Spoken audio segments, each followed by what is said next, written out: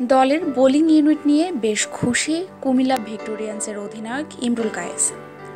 মঙ্গলবার চলমান বাংলাদেশ প্রিমিয়ার লিগের সিলেট সিক্সার্সকে ৮ উইকেটে হারিয়েছে কুমিল্লা ভিক্টোরিয়ান্স।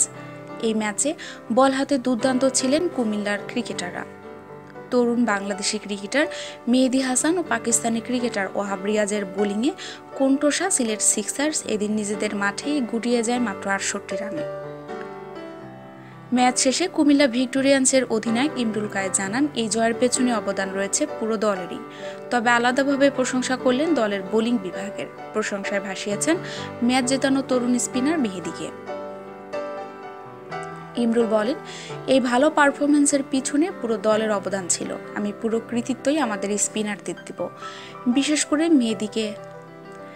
একই সাথে ষষ্ঠ বিপিএলে নিজের প্রথম ম্যাচেই বাজিমাত করা পাকিস্তানি পেসার ওহাব রিয়াজেরও প্রশংসায় পঞ্চমুখ হয়েছেন। স্টিভেন স্মিথের চোটের কারণে হুট করে কুমিল্লা ভিক্টোরিয়ান্সের অধিনায়কত্ব পাওয়া ইমরুল। ওহাব রিয়াজ আজ এসেছে এবং এসে দুর্দান্ত খেলেছে। এখানে খেলা বেশ কঠিন, কিন্তু সে ভালো খেলে দেখিয়েছে। এই জয়ে পয়েন্ট টেবিলের কুমিল্লায় রয়েছে সুবিধাজনক স্থানে। এর আগের ম্যাচে জয়ের খুব কাছে গিয়ে খালি হাতে ফিরে আসতে হলেও এই ম্যাচ যেন গত ম্যাচের দুঃখ ভুলিয়ে দিয়েছে।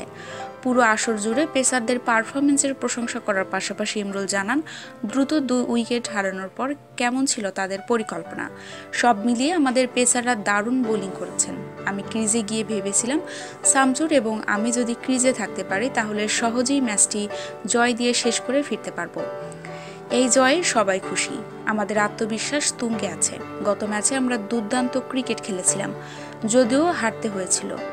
এমনই হতে পারে, বলেন ইমরুল।